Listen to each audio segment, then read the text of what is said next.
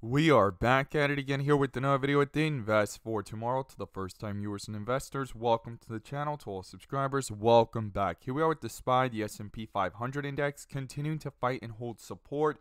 And in today's volatility, our SPY bot at 10:20 a.m. sent out a bear indicator, and from that moment forward, outflows crossed the midpoint to the downside.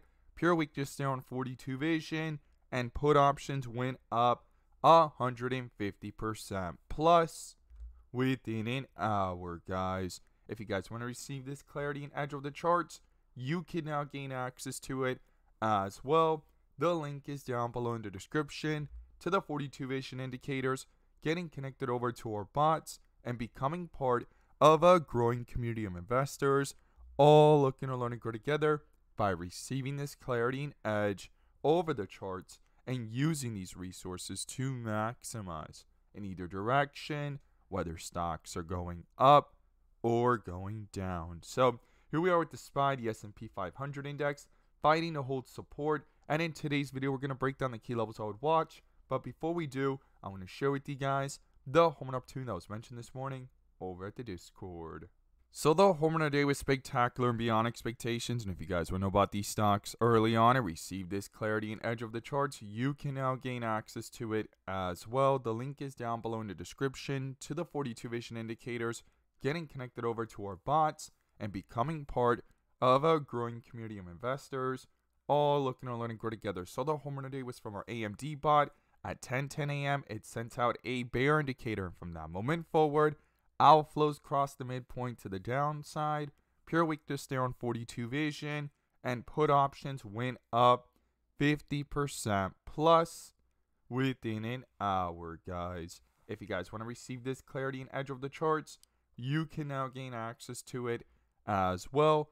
The link is down below in the description to the 42 vision indicators, getting connected over to our bots. We look forward to having you join us, and we strive for opportunities like these every single day. Let's jump to these charts.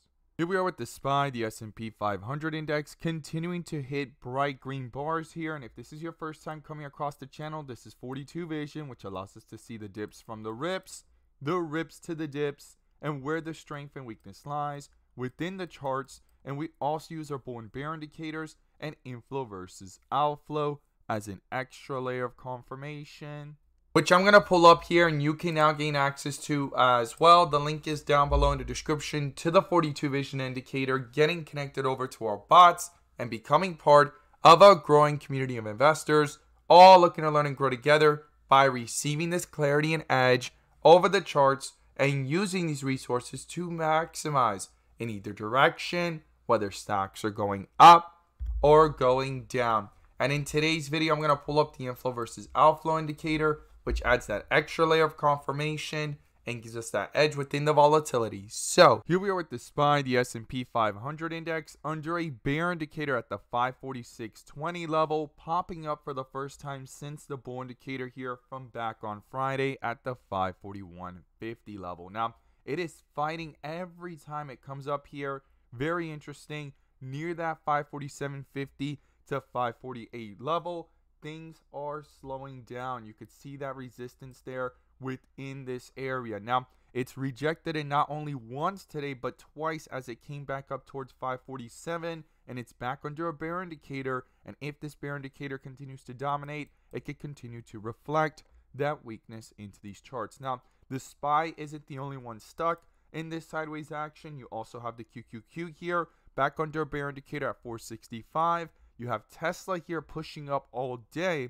and it's going to be interesting to watch going into tomorrow if this continues with strength, breaking through the resistance of 234, or will there be weakness if the SPY and QQQ continues lower. And then you have Apple here in a tight consolidation, but under a bull indicator as well. And then you have Netflix here under a bear indicator since Friday at the 638 level and hitting lows here of 623. 624 area. So we have multiple stocks here holding up in tight consolidations, but the bull indicators are popping up on individual stocks, and we have the SPY and QQQ under a bear indicator, something to not ignore here as it continues to fight and hold support.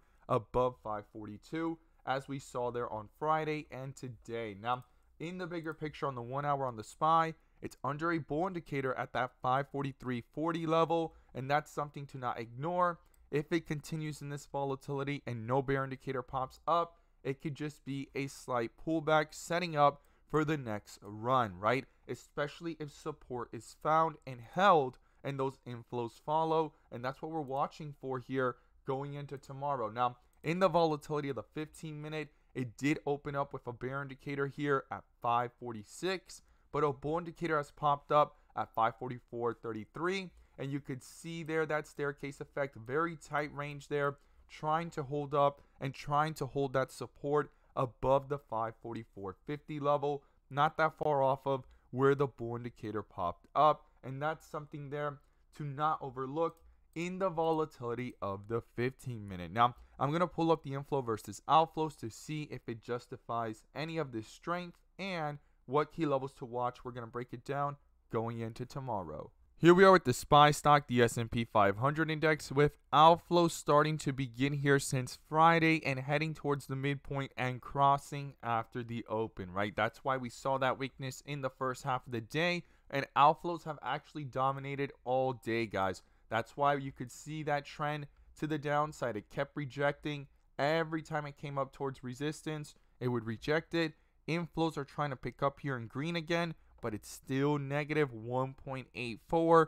Something to not ignore here within these charts, that outflows are dominating on the 30-minute. And if we zoom out and look at this from the 1 hour, same thing. They've been below since the after hours on Friday and stayed below and pulled away to the downside here in the bigger picture. And outflows are at negative 2.32. It's going to be crucial and critical here for these inflows to begin and switch from red to green, head towards the midpoint, and start to dominate over this chart to justify any move to the upside here based off the bigger picture. And another thing too, we've done multiple transitions from the dip area to multiple rip areas, as I call it, of bright green bars. And so far we've done a full transition back down towards red bars, and the last piece missing would be Weiswafed borders to complete a transition back down towards the downside. If the weakness were to continue, Weiswafed borders is missing. So